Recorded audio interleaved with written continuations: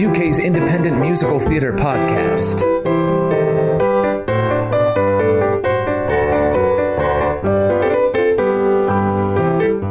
Hello again, musical talkers. Back in 2008, while studying for my master's degree, my old friend and colleague, Tim Evanicki, premiered his hit musical, Bathhouse, the musical, at the Downstairs Cabaret Theatre in Rochester, New York. The show was quirky, with some very catchy musical numbers and a charming cast of characters.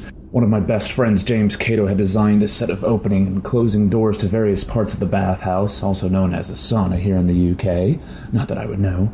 And the overall design and feel of the piece was one of openness, pleasure, and pure entertainment. I still remember some of the more catchier songs in the piece as well, which were co-written with Tim by Ms. Esther Dake. Not sure if I'm saying that right. I don't always agree that a hummable, memorable score is necessarily a superior one, but in the case of Bathhouse, I found that the songs were memorable because they were original, light, and very funny. The show is currently running until March 29th at the Stag Theatre here in London, or Above the Stag, to use its full name. It was originally set for a shorter run, but thanks to popular demand and a quick run on tickets, it seems that the Bathhouse will be open to the public for a tantalizingly longer time. I spoke with the creative team of Bathhouse the musical, which included Tim MacArthur, director, and plays Morris. Chris Peake, the musical director. And Carol Todd, the choreographer.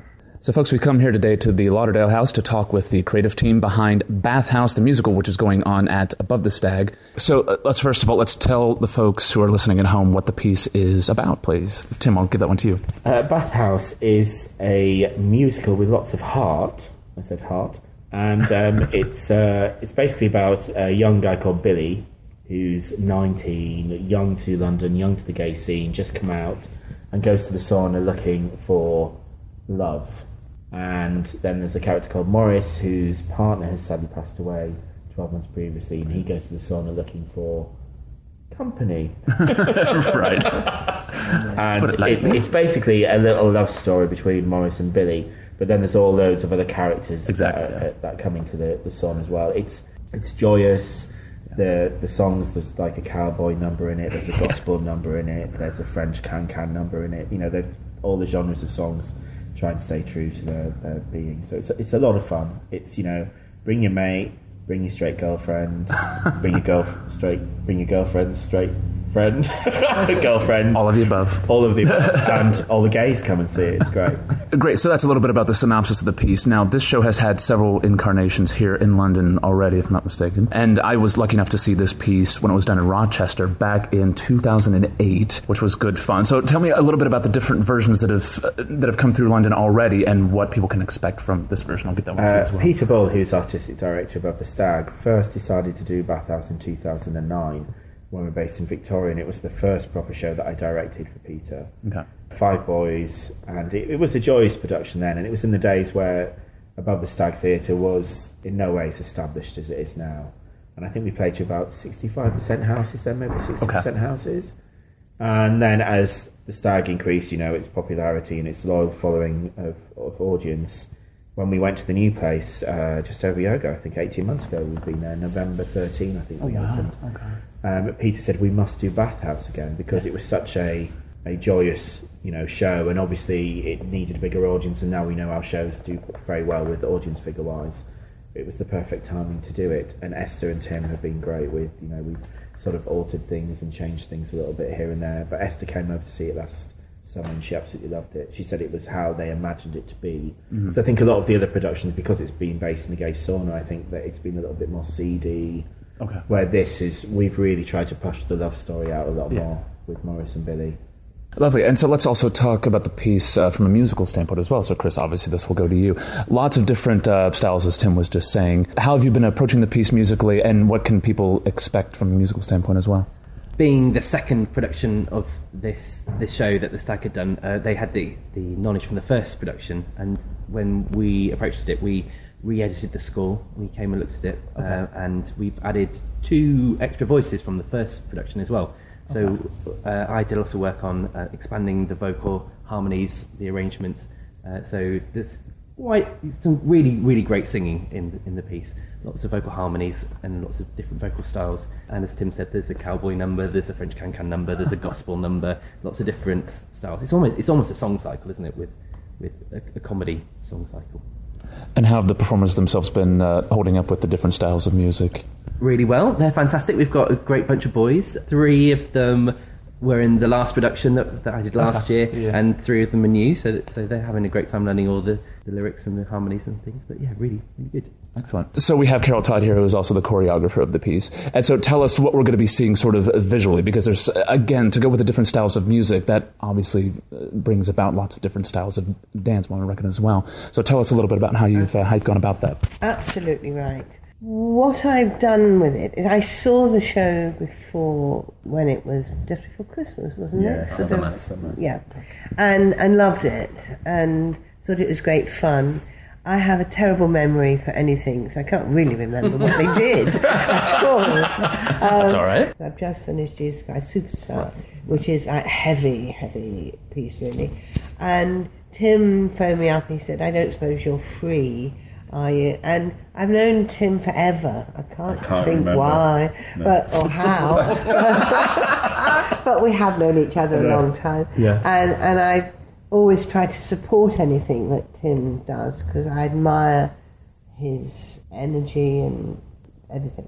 So I thought, why not? It would be really fun, because also knowing the piece already, because often when you go and do fringe work, you're not sure what you're going to get. Right. And you can spend a week in hell, going, I wish I'd never said I'd do this. But the great thing with this is I knew what was coming and a chance to work with Tim. And also it's always nice to work with new actors that you don't know, and new MDs. It stretches your circle a little bit, because we're inclined to work with the same people all the time. Show. Yeah. So my approach, what I like to do anyway, is narrative and comedic choreography. Okay. I do feet. I did feet when I was younger. I've done the feet. Now it's more about the narrative and the making the song, the lyric and the number work. So we do cowboys, as we've said. We do a bit of feather fan stuff. Right. We've got white paper ones that we haven't even used those yet. No. Have we? We'll get it right by next week. It'll be fabulous. And what else we do? Oh, the gospel. Yes, the gospel is fun. It'll be trying to get the audience to clap on the offbeat, not on the beat, which is always a worry. And we do a workout number. Now, I've made that camp, and the reason I've made it camp is because it's truthful, because there is a workout thing on YouTube. I don't know what it's called or what it is, but it's all these people from the 80s in blue lycra. And it's, I know exactly which one you're talking about. It's very popular at the moment. Yeah. It's very, very funny. Yeah. So I've sort of taken the inspiration from that to make it like that. So we have to do it. We have to do all of it with belief. Because then if it's real, it's funny. Because I hopefully have interpreted these different styles. What we're not trying to be is, wouldn't it be funny if? Because for me, it's like when people do GNS and they do the pirates and they do the policeman. They go, shouldn't we do a tap here or the little swans? Right. No, that's not funny. It's been done for decades. Find something new. In fact, this morning we just did the tango, and we interpreted your idea, but we're not doing a tango. So that's it. Really. You won't see a tango in this show. No. So that's sort of the general approach to it all. Which again is more that the tango idea it's more narrative. It is what we've done with it this time, which is a change, and it's great having, as being on the creative team, having someone like Carol come in as well.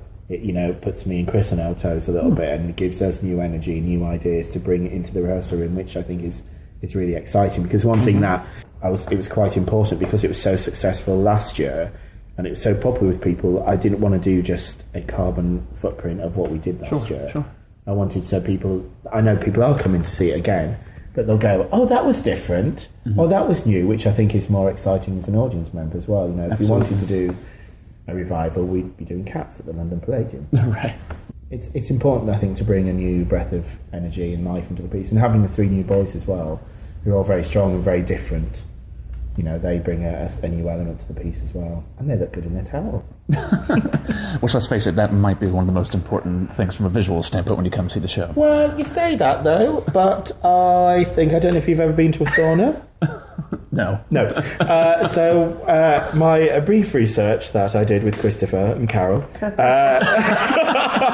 Go on. There's something for everybody in a sauna. Yeah. And I think it was important with this piece that there's something that, that a certain gentleman of the audience would be able to relate to, or there'll be something that they would be more interested in. I'm the short, fat, hairy one who's very popular with the Malaysian community, so I know that ticks my box. Do you know what I mean? Well, I know someone like Ryan, who's quite twinky, who's popular with the Twinkie. Is that what they call it? Twinkie community? They are now. They are now Twinkie. Do you know what I mean? So it's right. And also, what was really fascinating about last time when we did it was the fact that these gay guys would bring their straight female friends, and they absolutely loved the show. Oh yeah. And they would come again on the last performance, because unfortunately I left 2 weeks before it finished. But on the last performance, this woman sat behind me, and she said, I came to see it 3 weeks ago and I loved it, and I've now brought my girlfriend. This is my best friend. Mm-hmm. And do you know what I mean? So I'm hoping this time that we're going to get more straight ladies coming to see the show, because I think there's a lot in it that they will enjoy, and also a bit more of an understanding maybe of men in general.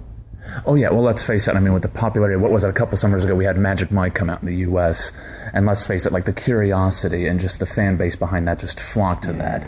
And it's obviously two different things, but it is sort of, it'll be similar in the way that, I wouldn't be surprised if a lot of single ladies came and saw it, ladies in general, you know what I mean? Because this is not naked boys singing. No, exactly. Do you know what I mean? It's got quite a nice little story to it, and the songs are great, the lyrics are great, the movement's fantastic, the actors are great. Do you know what I mean? So I think there is an element of it being an interesting piece of theatre and a fun piece of theatre. I don't just want to label it with if you're gay, come and see the Bathhouse. Right, exactly, yeah. Because actually it's a great piece of entertainment. Mm-hmm.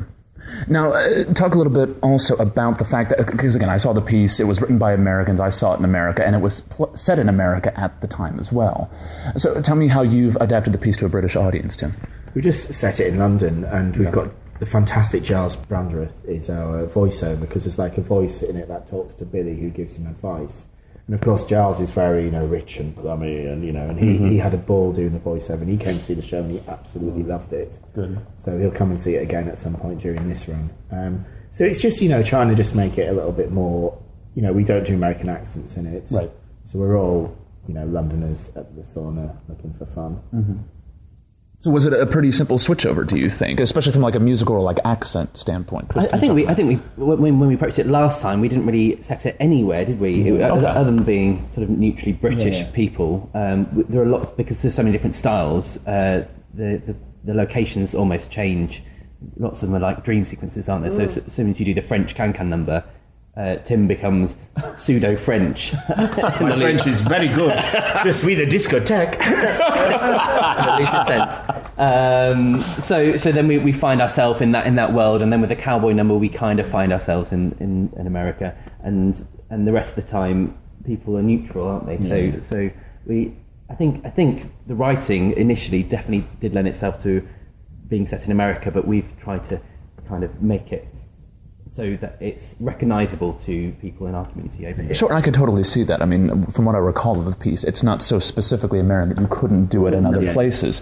Now, but speaking of now you have mentioned the cowboy number several times, and I'm not going to lie, that is the one number that I remember above all else, when and also the snowflake number, which I'm guessing is still okay. Absolutely. I'll say no more about that, because A, I won't be able to say more about that over the podcast, and B, I wouldn't want to ruin it anyway. No. But how have they been taking to the choreography, the music of that piece? Have you started working on that piece yet? I've set it. It's just I haven't done it in their towels yet. Oh, okay. And that's going to be the problem. Yes, because when you do those energetic kicks, I have set it that they've got a hand free to, keep everything in place, but they haven't realised that yet. So, and that's the thing. As with my director head on, I've said to the boys that for me, it's more about the titillation as opposed to seeing it, and it's that thing where I've said to the boys that the three of us have done it before. It's actually a very liberating piece of theatre to be involved in many levels as an artist. And so the other three boys, I've said to them, you won't be wearing your pants under your towels, and one of them was like, why not? And I said, because when you wear a pair of underpants under a towel, it's a different look to when you're not wearing a pair of underpants, because it'll bang around a little bit. Right. And it's a different feel as well from when you're on stage as well. And it gives it, do you know what I mean? And that is the titillation aspect of it more. Yeah. I think what you were saying about the dream sequencing is quite important too, because sometimes with these shows people go, oh, let's just be camp and silly, and we've tried not to do that. And I think that's a good point there, that each of those sequences are almost like a surreal dream moment, so therefore you're allowed to be very camp, with your fan and do all your oohs and that, because you're not doing it, look at us, aren't we funny? You're actually just being in that dream sequence, and I hope that gives permission for it to be accepted and be funny, but not to come out and go, oh, six queens having fun. And that's why we've expanded, the relationship between Maurice and Billy. So all those scenes between those two are played for real, and what they both expect out of each other. They're the sort of the real moments of the show, and the rest is, as Chris said, the dream sequence of where that number will go, and because you don't really get people singing and dancing in the sauna. Sure you don't. Well, you did in Bette Midler. Was it Bette Midler who started out in the baths in '74? Oh, no kidding. Yeah, that's how she started her career. She used to be a singer in a gentleman's sauna in New York, and some producer was there in the sauna in a towel and spotted her, and that's when her career took off. So now let's just talk very briefly about the characters in the piece, who's in the show, obviously, and what the characters they portray. Tim, do you want to give us... You've already mentioned Billy and Morris. That was the other two guys. Billy's played by Ryan Lynch, and Morris is played by me, Tim McCartney. And so they're the sort of the love couple. And then we've got John R. Harrison, who originally was Billy in our first production in 2009, who's coming as sort of one of the guys in the sauna. I think his name's Derek. And and he's sort of, he's more, I would say he knows where he's at. Yes. He's been there before, and he is quite naturally camp, but in a very controlled and comfortable with himself way. Yeah, I would consider. Okay. He comes in with a friend called Will Ferris is the actor's name, and they're sort of like two guys going to the sauna together, mates, looking, been to a couple of bars, got a little bit horny, thought they'll go to the sauna. And then we've got Luke Webber, who's a sort of not as innocent as Billy, but is a little bit guarded, I think, and a little protective and a little bit naive and a bit vulnerable. Okay. Where Billy's vulnerable but in more of a wanting love, where Luke is more expressing what's it like to go to a sauna. And then we've got Matt Harper, who plays Hottie, who is a sort of is the term gym bunny? Is that a term? Do, yes. That sounds good to me. Gym bunny, yeah. And he's sort of very cocky and confident. And I remember this character. Yeah. He's like, I'm my body's amazing. Yeah, everyone should worship me. He leads the Snowflakes number, doesn't he? Is that the one? No. Who might? Well, might have changed in this that's arrangement. Fair enough. Yeah. But the workout number, the one that would be lycra clad. He leads that. Yeah. Okay. And he's the one in the character that he's actually married. That's okay. So he that was the character that Snowflakes in Rochester. Yeah. Do you know what I mean? And goes because he's obviously, for some reason, he's not comfortable with his sexuality, so he has to go to a sauna to fulfill a need and a desire that maybe his wife and family life cannot bring him. Because there's quite a lot of men like that in the world. Yeah. We recorded a charity single, which is Lonely Love Song, which Chris did a fantastic... Originally, Lonely Love Song was a solo for Billy. And at the end of the show, because it's such a beautiful song, that we came out and did it as a 6-part harmony boy band, and Chris did some really lovely arrangements, harmonies. And Stonewall came to the show and really liked it, so we decided to team up with Stonewall to release it as a charity single with all proceeds going to Stonewall. Okay. So you can download it, I think, from Stonewall's website. And iTunes. I can get it on the iTunes. So it's last year's cast. Okay. So Ryan was Billy last year as well. So Ryan was playing that. So it was Ryan Lynch, Matt Harper, me, Phil Aiden, Somebody else. Ali Fredericks. Ali Fredericks, yeah. Joe Leather. Joe Leather. I couldn't remember his name. Yeah. It's like, Ali Fredericks, Joe Leather, Ryan, Matt, me, Phil. Yeah. That's it. Yeah, and we went, and so that single was recorded and also released was Bear Chaser, which I think we can say. And Christmas at the Baths. And Christmas at the Baths as well. Oh, so it's three songs for £5 on the website, so it's quite wonderful. Good cause. All for good cause. Folks, head over right now to your friendly neighborhood Bathhouse, running now until the 29th of March, Above the Stag. Go to abovethestag.com to book your tickets before they all go down the drain. Bathhouse pun, I think. I've never been to one. My wife won't let me. Also head to iTunes and purchase a few of the tracks from Bathhouse the Musical, all from the original cast members here in London, all for charity as well. And to play us out, here is Lonely Love Song from the piece itself. See you at the theater, folks.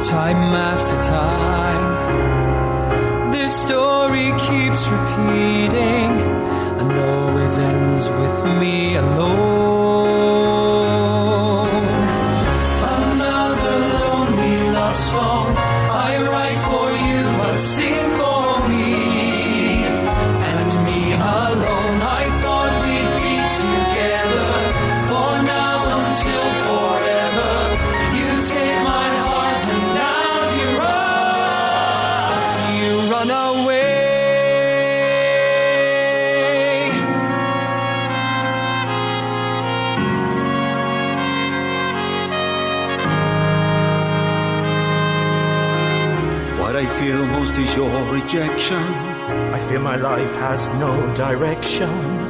I wander aimlessly and I wander alone. So now I'm here before you, cold and naked, stripped of everything I know and thought I'd have. Another lonely love song I write for you, but sing for me.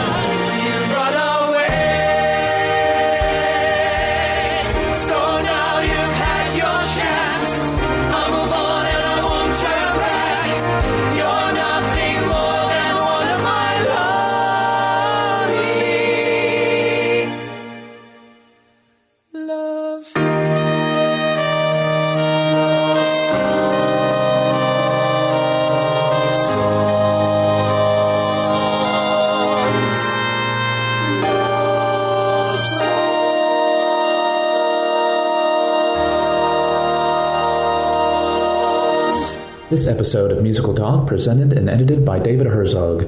Copyright Musical Talk 2015. Except for the music, or the copyright persists with the artists and writers. Peter Ball works really hard.